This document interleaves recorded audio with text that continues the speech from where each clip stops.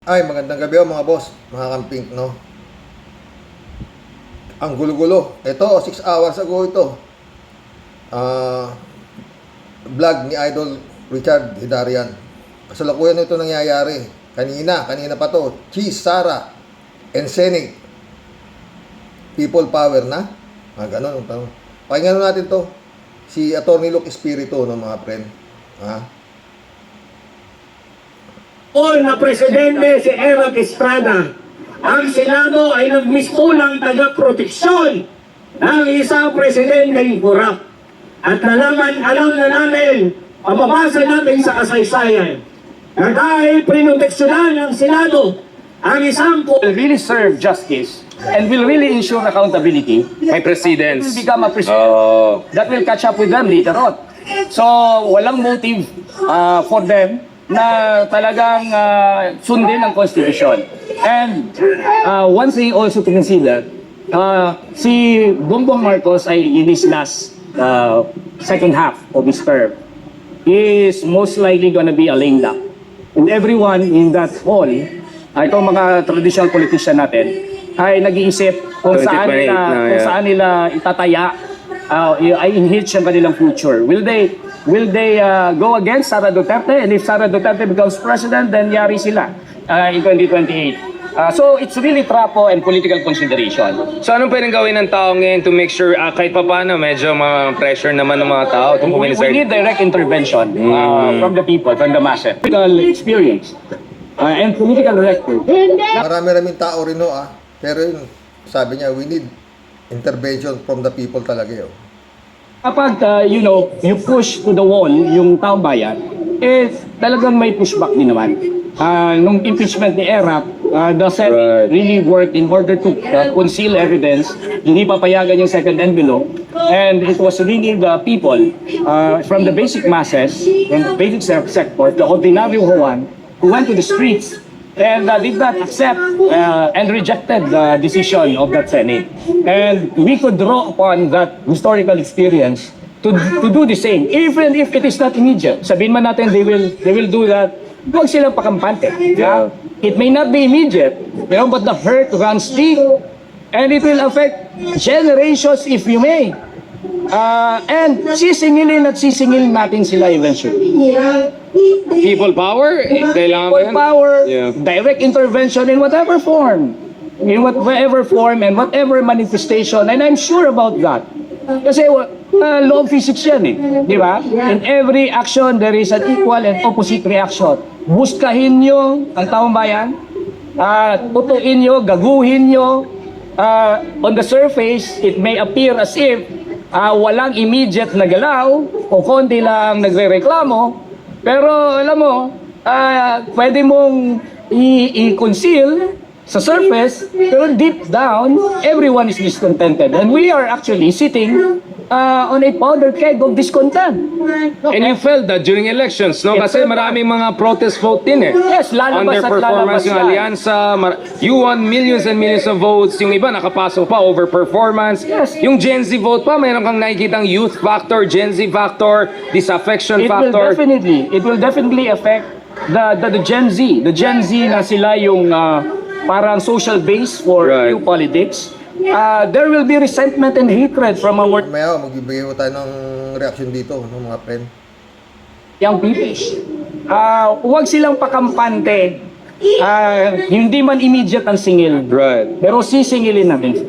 And how to harness yung third force na yan, kumbaga na neither kadiliman nor kasamaan. We have been harnessing that during Yeah. elections. What we need right now ay huwag lang maging electoral ang expression ng protest. Hindi pa inabot na hindi naging electoral. Pero wala namang ibang papuntati.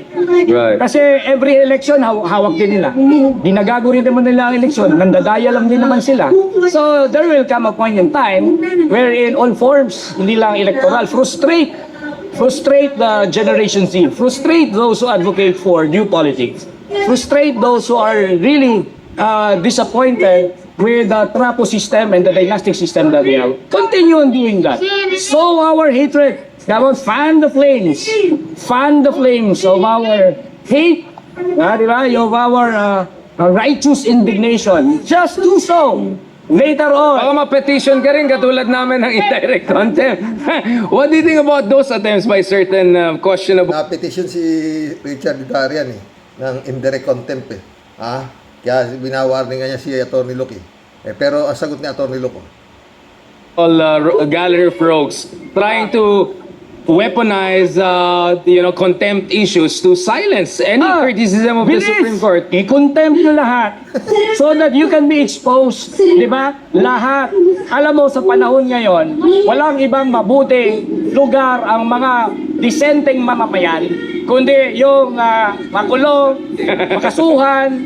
Kapag hindi ka nakulong at hindi ka nakasuhan, at hindi ka naaresto sa panahon ngayon ng kadiliman at kasamaan, sa panahon ng Nakakulang ka na. mga demonyo ang mga nananaig, kapag hindi ka binubuska ng mga demonyong ito, talagang mga friend, direkta sinasabi ni Atty. Luke na mga demonyo ang nananaig. Totoo naman, di ba? para kang irrelevant, di ba? I would welcome any contempt charges. Wala kayo. Go ahead. Tapos let us increase Expose the number you. of those na kinokontempt. Correct. Di ba? Para talagang the entire system will go bust. Sumakit ang ulo ng Korte Suprema sa kakadesisyon sa mga contempt charges. And huling-huli ito, I'm sure may tanong din na ibang kaibigan natin dito. How do you think we should put everyone together in coalitional politics? Hindi naman lahat tayo nag-agree exactly on tactics or even certain policies. But I think marami tayong mga grupo na isa lang gusto natin, pagod na pagod tayo sa status quo. Correct. How can we build that coalition together? Our differences should not override the need to unite. Because we are united in one thing, and that unity is very strong. We don't want the Dutertes to reclaim power. Ayaw natin sila magkapilig sa kapangyarihan dahil ang ibig sabihin yan, basurahan na talaga ang hipunan natin. Hindi lang yan Duterte. Pag nakabalik nga naman yung Duterte, talagang basurahan na talaga Totoo naman mga friend, di ba?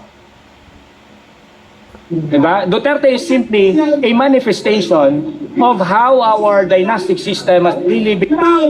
Hindi kayo katulad namin ni Percy. Hindi, pero mahalaga talaga yon, ano? Hindi naman pwedeng nakaklope yung lahat ng mga ahensya sa ating bayan na hindi na tayo malayang makapagpahayag. Karapatan lalo ng bawat isa sa atin yun. Hindi pwedeng na parang sinasabi na no? Lalo na kung ikaw ay ordinaryong citizen lamang at hindi naman ikaw ang nakaupo sa kapangyarihan. So ito nga ang pagpapanagot natin ay mahalagang bagay para sa accountability pagdating ng araw sa mga susunod nating generasyon. Ano yung masabi niyo dun sa, just to be fair to the other side of itong debate na ito na, bakit kasi yung House of Representatives, tinulugan nila yung first three, number 2 kayo, di ba?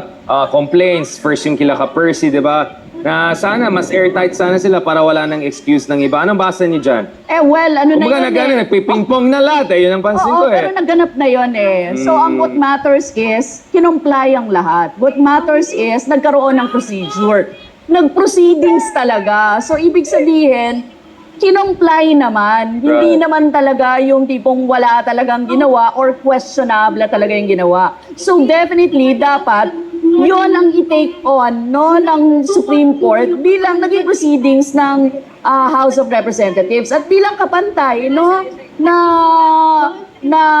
mga magkakapantay. Tayo naman yun, di ba? Sa executive, sa legislative, and sa equal branches, Oo. Dapat merong pagrespeto at paggalang sa mga naging proceedings doon. At pag-aaral, ng mabuti. Tapos, pakinggan din yung sentimiento ng taong bayan. Higit sa lahat, ang supreme naman talaga ay ang taong bayan. Ang nagsasabi... Yung ating saligang batas, Oo, mas supreme yan sa lahat. Ang nagsasabi, di pa nga taong bayan pa talaga. Kasi they do not want yung provision dun sa na yun. Hindi naman yun mangyayari. So, hanggat nandyan ang taong bayan, alam mo yun, the people's power, yun talaga ang kapangyarihan natin di ba? So kapag sinabi ng taong bayan na magpanagot tayo ng mga tiwali, ng mga nagnakaw sa ating bayan, yan po, yung kailangan Ano natin po yung basa niyo dun sa motion for reconsideration at saka yung tono ng hindi lang House leadership si Speaker Martin Romualdez, pero pati yung nagsulat,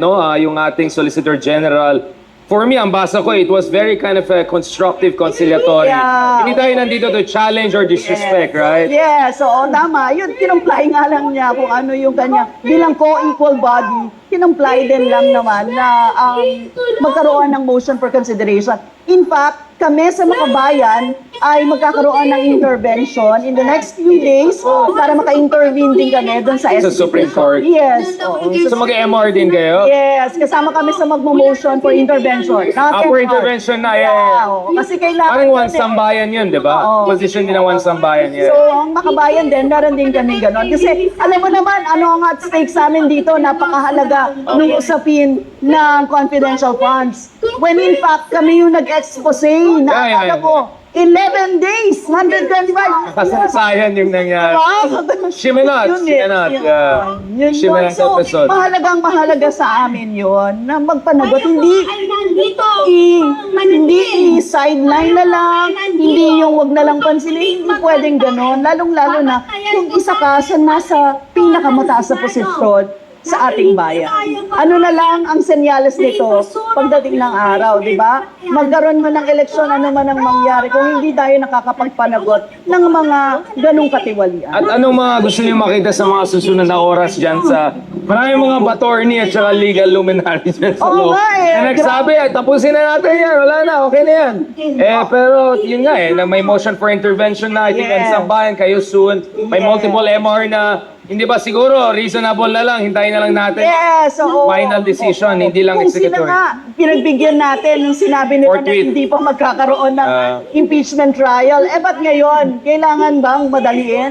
Hindi, di ba? Kasi marami pang habol. So, dapat talaga na igalang, no? Na hindi kagad yan ibasura.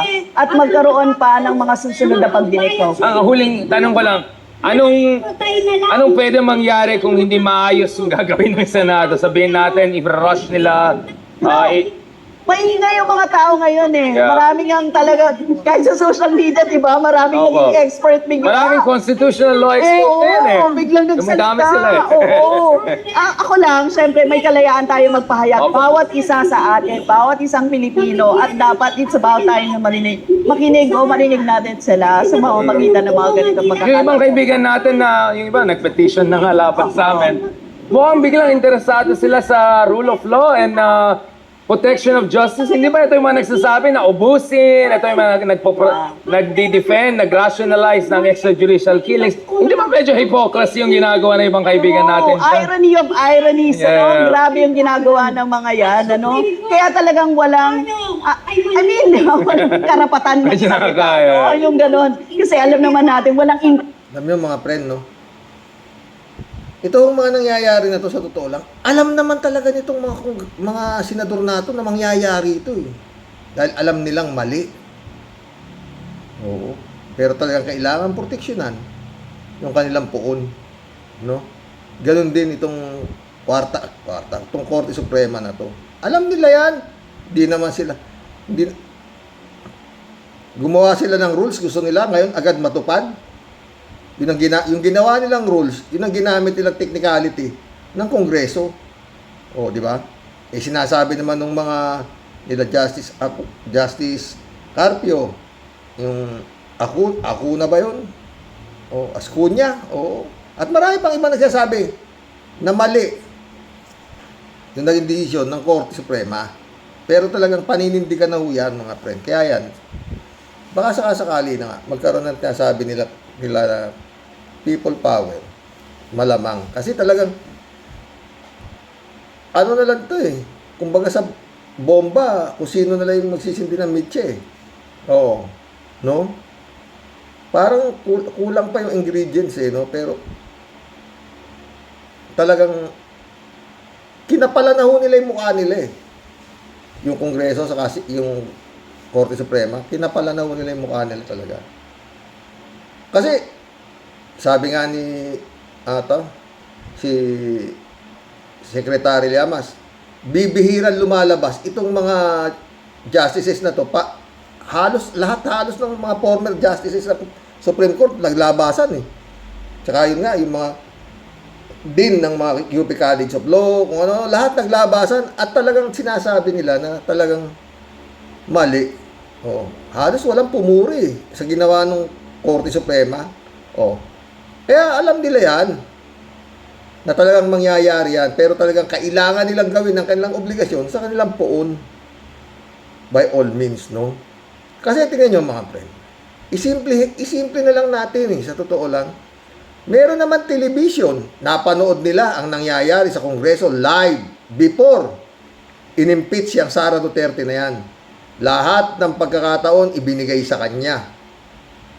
Come to the point, halos binaboy niya yung Kongreso. Doon pa nga natulog dahil nagwala doon, pinagmumura yung presidente.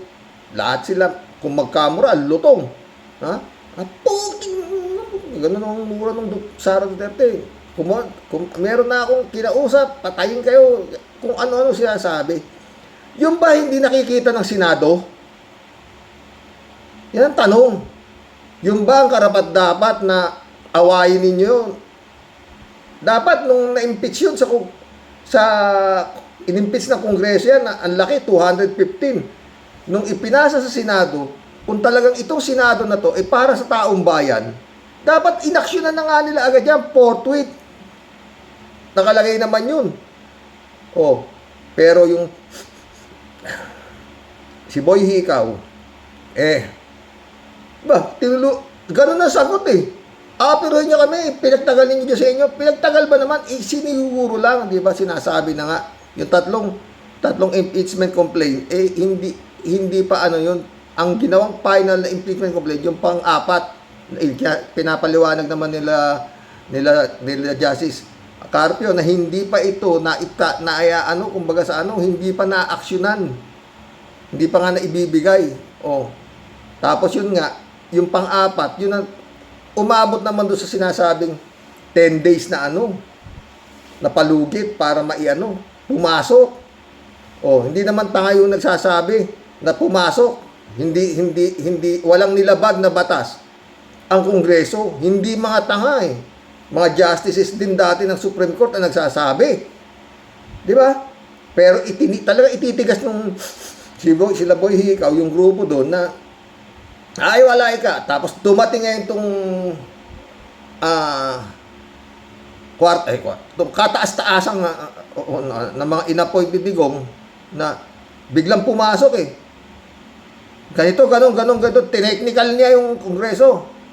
Ang nagpapasweldo rin sa taga-Supreme Court, taong bayan din Hindi rin ba napapanood ng mga justice sa Supreme Court kung ano ang ginawa ni Sara Duterte? Kung ano dapat niyang panagutan sa bayan? Wala na silang iniisip mga friend Basta iniisip nila, maisalba ang Duterte. Yun na lang yan Kaya yun nga, maraming nagsasabi na yun nga, etong Supreme Court nito, Supreme Court ng mga Duterte. Saan ka naman nakakita? 12 ang inappoint yan. Hindi ko alam bakit. Paano na-appoint yan Yung mga 12, basta, napakahirap pala pag yung mag-a-appoint ka, kailangan marami ka pang dadaanan, mga ganito. Pero ito, 12 ang na-appoint ni Duterte. No? Wala akong alam na isang pangulo na kapag-appoint ng 12 sa Supreme Court, 15 nga lang ho yan 12 yung in-appoint niya doon. Yun ang problema dyan mga bro, mga friend. Kaya sabi nga ni ito,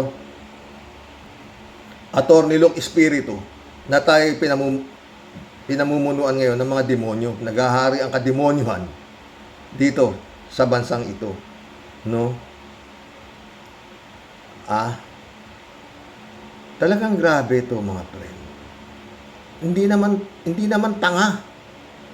O nagtatanga-tangahan lang itong mga senador na to para ipag-awayin nila yung Kongreso nagtatrabaho para sa mga Pilipino dahil pinagpapaliwanag, isan mo dinala yung pera na mahigit kalahating bilyon.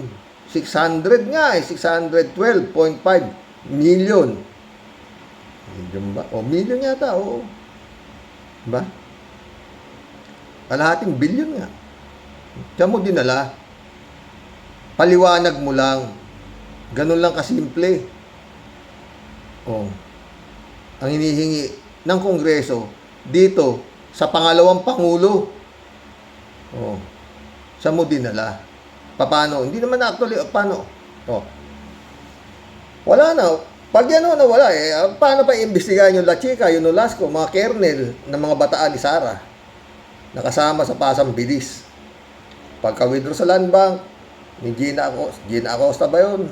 O tapos yung Lopez, oo, pagka-withdraw sa land bank, tawag kay Sara, sabi naman Sara, ibigay ninyo kay doon sa Nolasco, tsaka dito kay Chica. Tapos na. Nung in-interview, nagkakanda himatay na. Oh, mamaya nagwawala na si Sara, kung ano-ano na, di ba? Hindi ba napanood ng Senado yun naman? Ha? Hindi naman kayo tanga.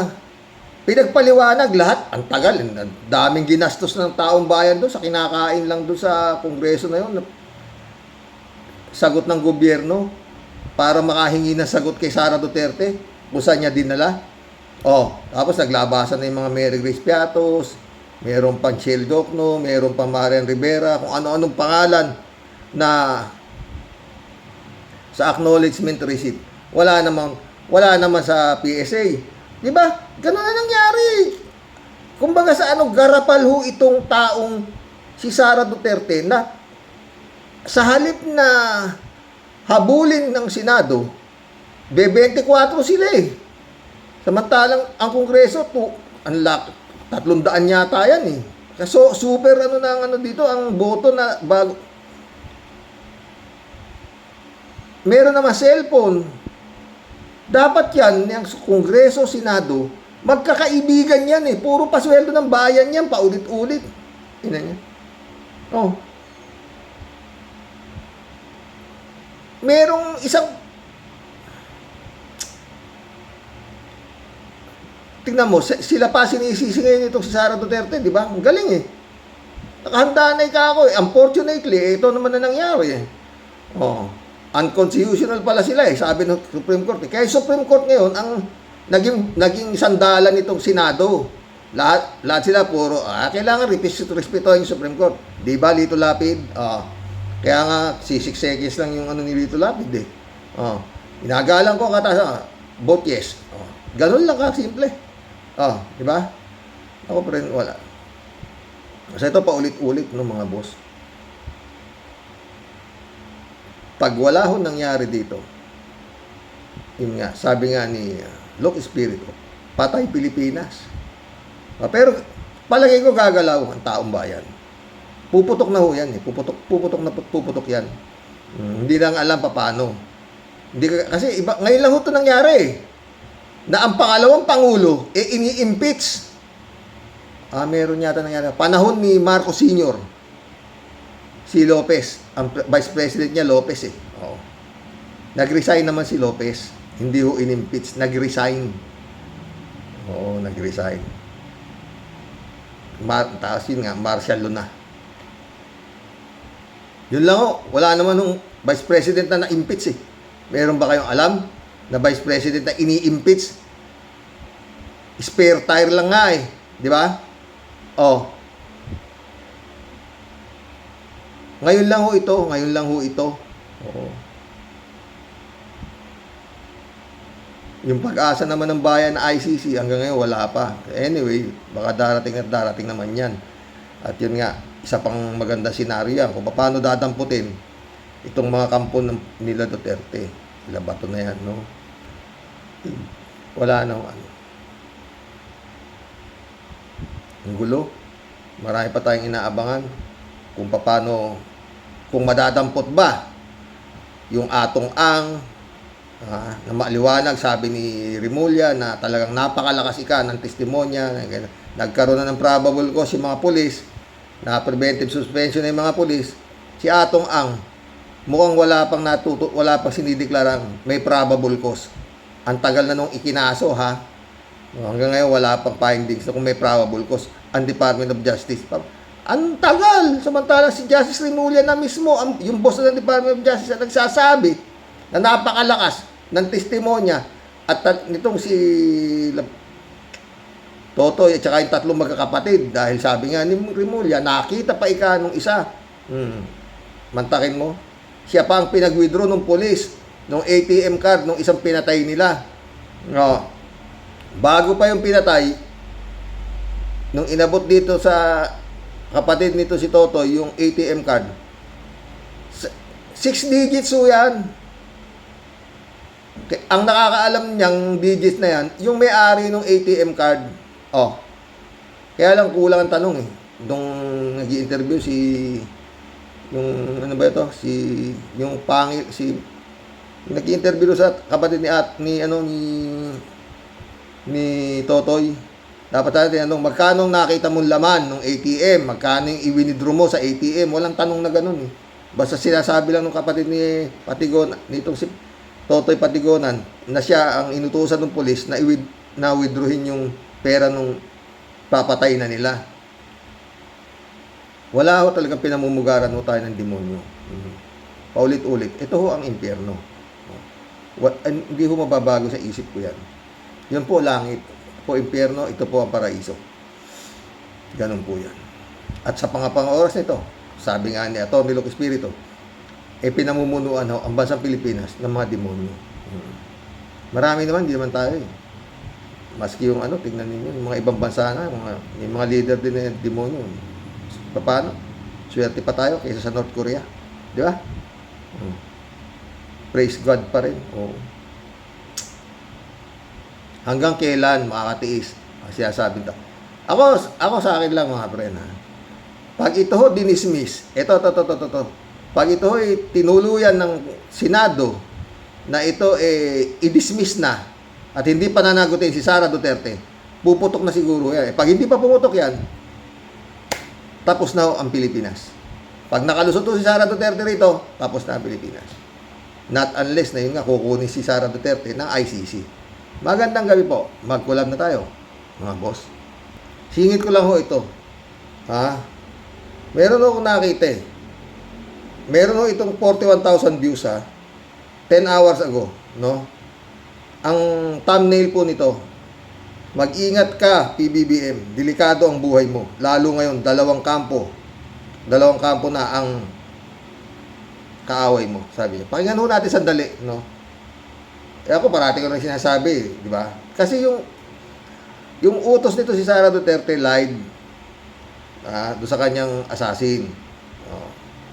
Delikado po ang buhay ni PBBM. May seryosong banta po sa buhay ng presidente natin at yan po mga kaistorya ay siniseryoso niya. Lalo na po ngayon, may bagong kaaway si PBBM.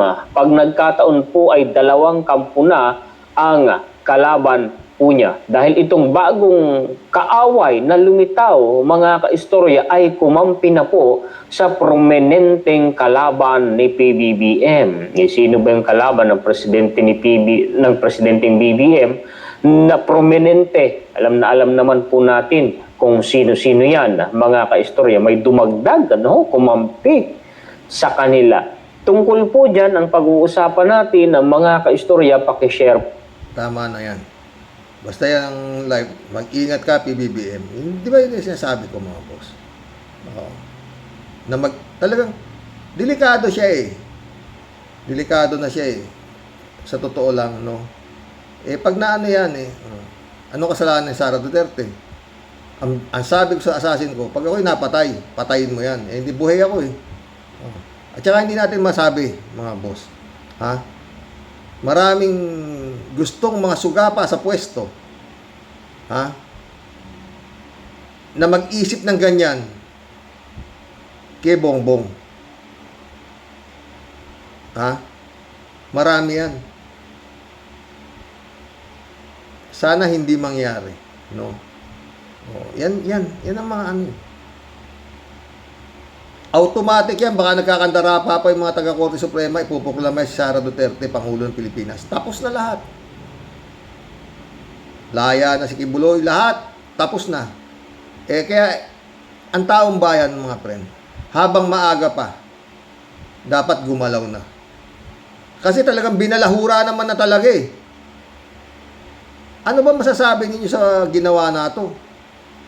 Ayaw nilang papanagutin si Sara Duterte. Pilit nilang pinipigilan yung impeachment trial ng Senado. Oh. Ha? Tignan mo naman ang mga boto. 19-4.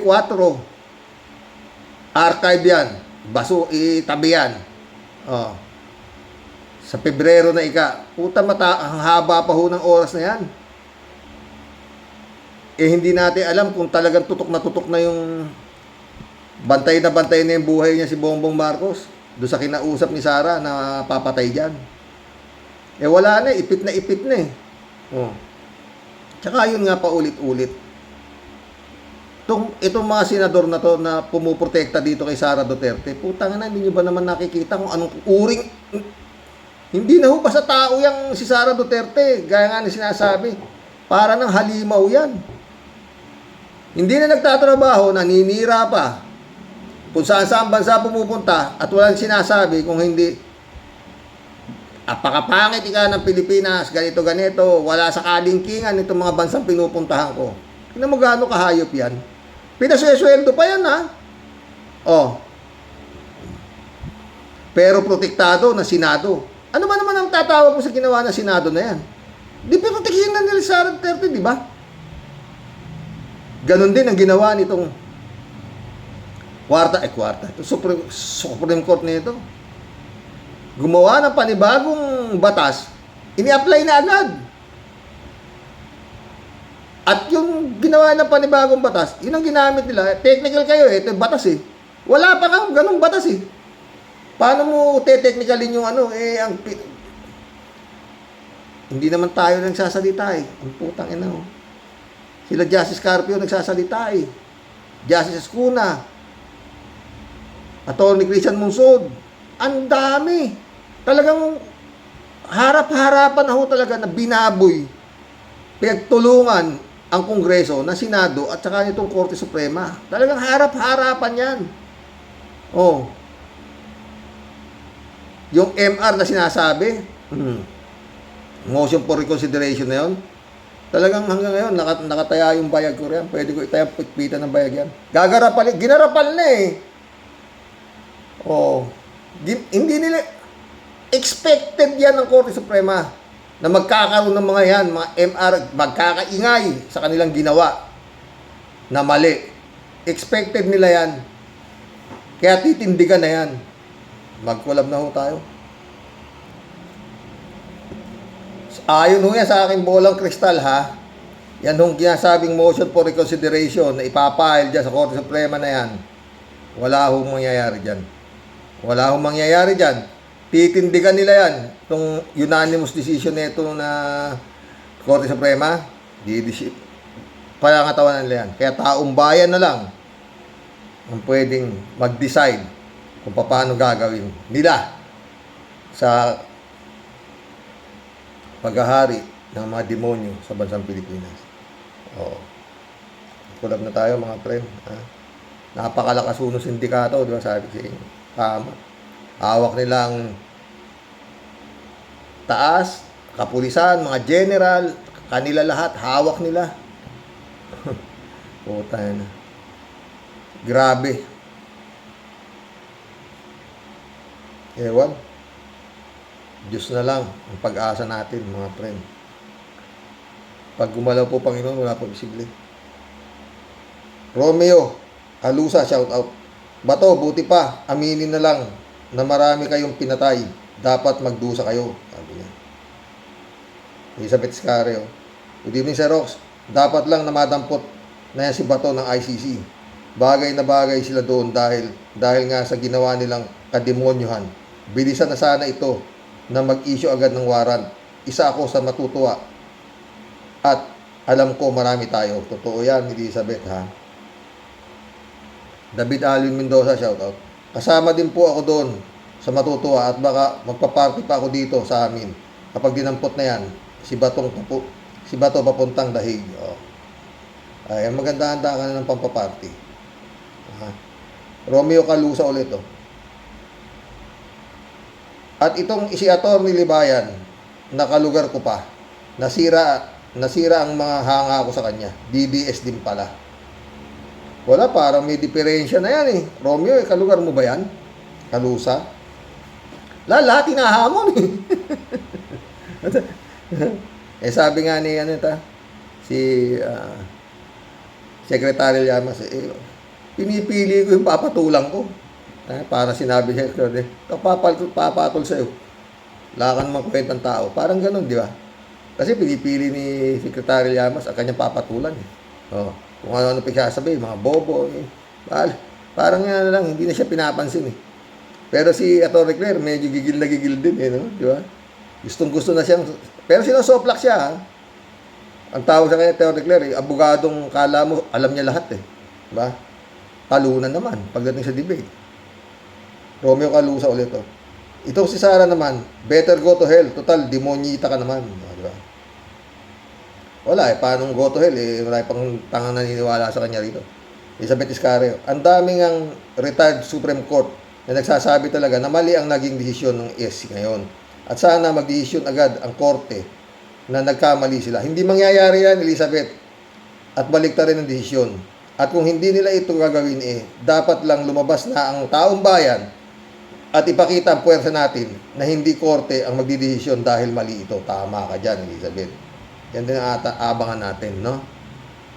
Romeo ulit, At itong safe house, tiyak, nandun ang pera ng bayan. Cayetano, isa ka ring kawatan, punyeta ka.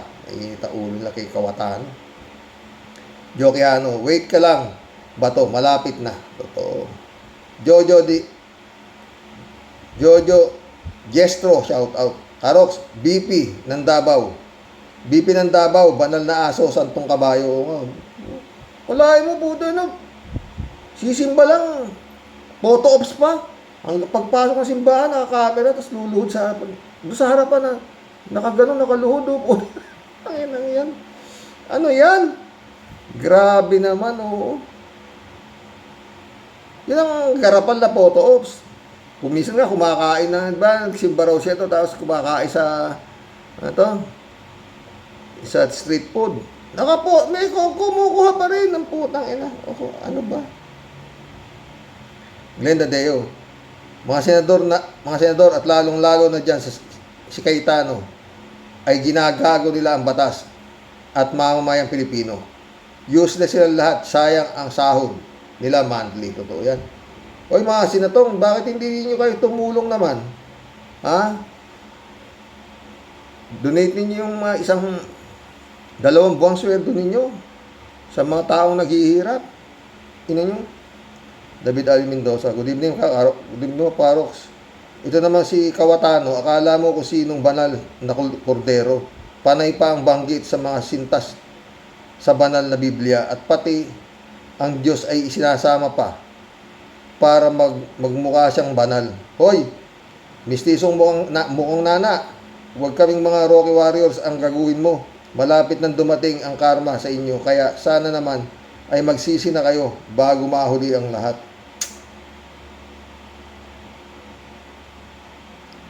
Elizabeth Iscareo. Si Rox, kaya naman kagarapal ang mga senador at yang si Sara kasi nga pare-pareho silang mga kurakot. Kaya ayaw nilang ma-impeach itong si Sara. Siyempre, same feather flocks together. Totoo yan. Pinagtatanggol nila ang sarili nila at gusto nilang maging legal sa ating bansa ang pagnanakaw sa kaban ng bayan. At yan ang gustong maging batas ng Senado. At pagtitibayin ito ng Supreme Court. Malamang. O si Rito Mabait, shout out. Danny Lopez, shout out. Kahon ka na ba to sa ICC? Kahon ka na ba to sa ICC mo? Sa ICC mo ipagsigawan motion to dismiss mo, baka tulungan ka naman ng Holy Spirit mo. Totoo yan, Dani. Mundo Cheng.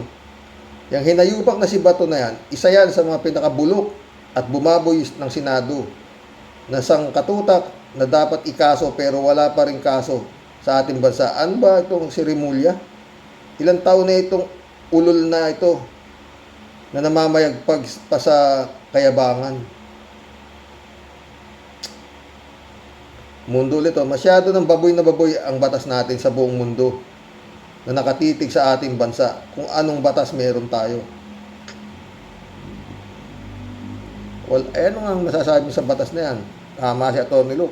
Pinamumunuan tayo ng mga demonyo. Mundo Cheng, Hoy Cayetano, buko ka na. Isa kang sakim na magnanakaw noong paman. Maski ilang Bible pa ang pansinin mo. Bugok ka, hindi ka na babango pa. Kupal ka. At isa ka sa dapat itumba. Noon pa dapat. Hala. Kapal na mukha talaga. Yung politiko. Tedo, nabanggit mo, Karoke, si Bantag na hanggang ngayon ay hindi pa nahuhuli, mahuli-huli. Ang galing kasing magtago. Sana minsan ay makakumpine si Bantag sa ospital. Tingnan na lang natin kung hindi ito pupusasan ni General Torre. Wala, baka doon sa sinataguan niya, baka maraming pastoral doon. At meron na sarili siyang doktor doon. O, diba? Mundo nito.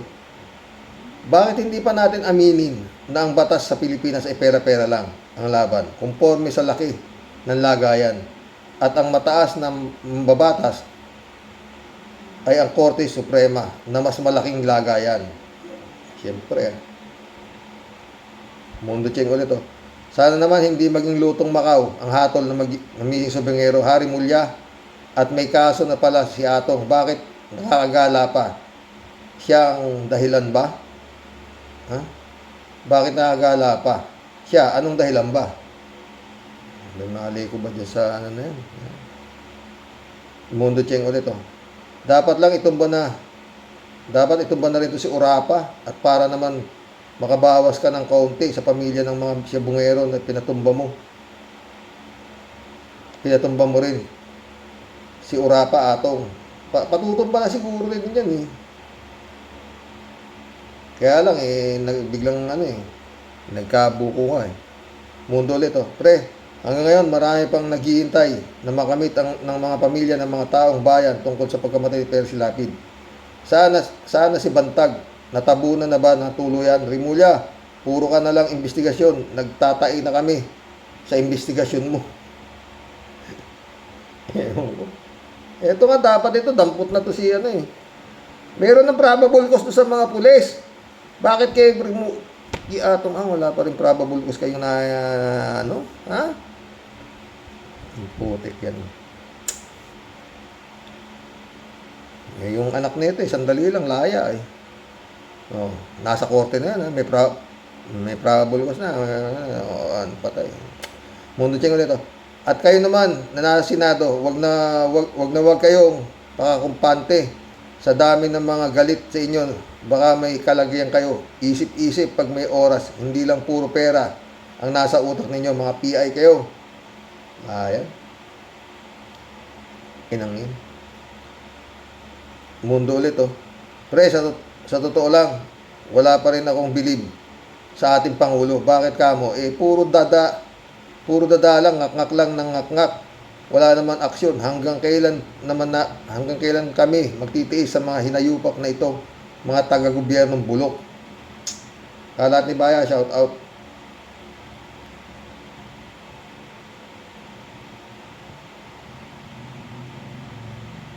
Michelle Edwin, shout out, Mike.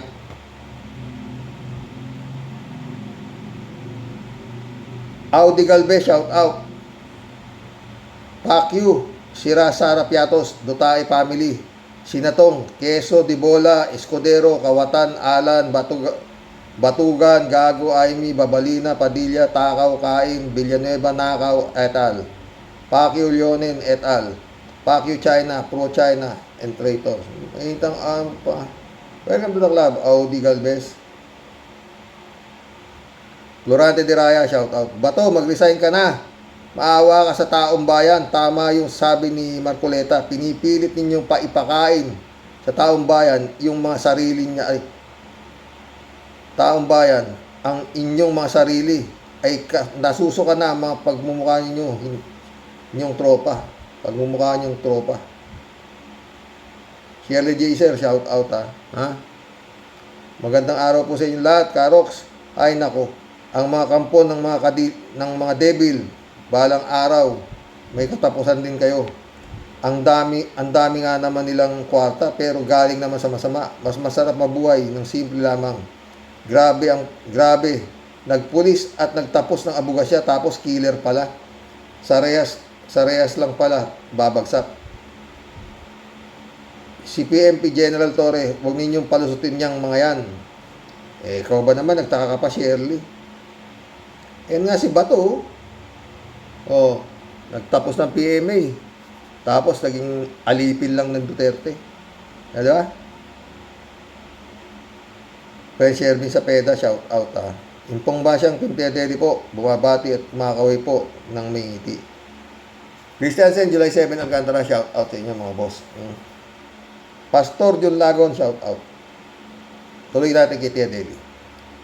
Sa'yo, Xerox, sa subong Team Rocky Warriors, The Great Xerox, sumasambulat at grabing mga kahindik-hindik po na mga ganap sa paligid-ligid. Ano po? Ako po, tanging masasabi ko lang po, Xerox, sa mga kagimbal-gimbal pong ganap at papetik-petik pa po ang ating sobrang lumanay at napakabait pong kuting. Xerox, kitang-kita po ang mga galawan ng ebidensya, Xerox. Parang nangangamoy sobrang lansa po at mukha po talagang nakakamada na ang mga berdugo ora sa 2028. Ano po? Lalamunin po siya ng buhay ng buong grupo sa pangunguna po ni Tuliling Sayad. Hindi po ganyan ang iaasta ng mga hinayupak na yan. Kung wala po talagang nabuong alyansa ng bloodbath at samahan po ng sobrang pagkahalimaw at gahaman sa kapangyarihan, Xerox. Ang dapat pong unang-unang bantayan diyan yung nasa Comelec alias Luwa Mata. Sobrang tabil ng bunganga kung magsalita pero numero 1 napakasinungaling. Yan pong mga ulupong na pirata na yan ang dapat pong malupit na bantayan ni Sir Kuting. You're barking at the wrong tree, Tia Deli.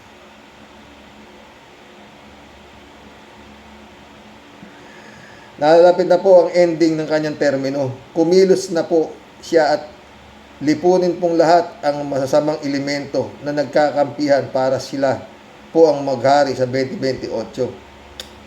Hoy, Sir Kuting, abay, ano na? Gising-gising ka na po ba? O talagang nag-iintay ka na lang po ng milagro ng tadhana? Bye, Sir Kuting. Wala pong superheroes na darating. Ano po? Ay, naantay si Batman. Superman. Anay, nako.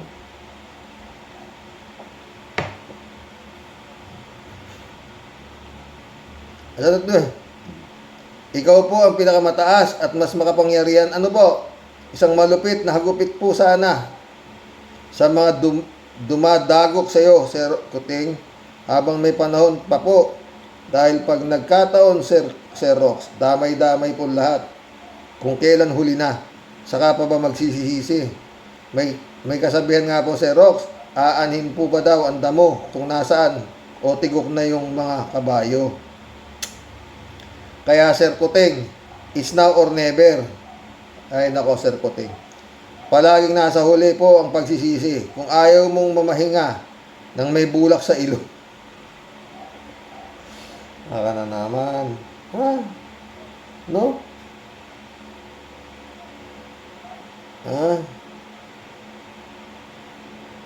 Wala tuloy ako eh. Sir Kuting, sana wag ka nang mandamay. Sanay na sanay ang kalaban mo sa paggugulang. Dapat, Sir Kuting, ikaw ang maging wise. Ikaw ang maging wais. Huwag mong pangarapin mamahinga ng may bulak sa ilong. Hindi siya nakakasaya. Kaya dapat maging matalino. Matalino ka at dapat kumilos ka na. Now na.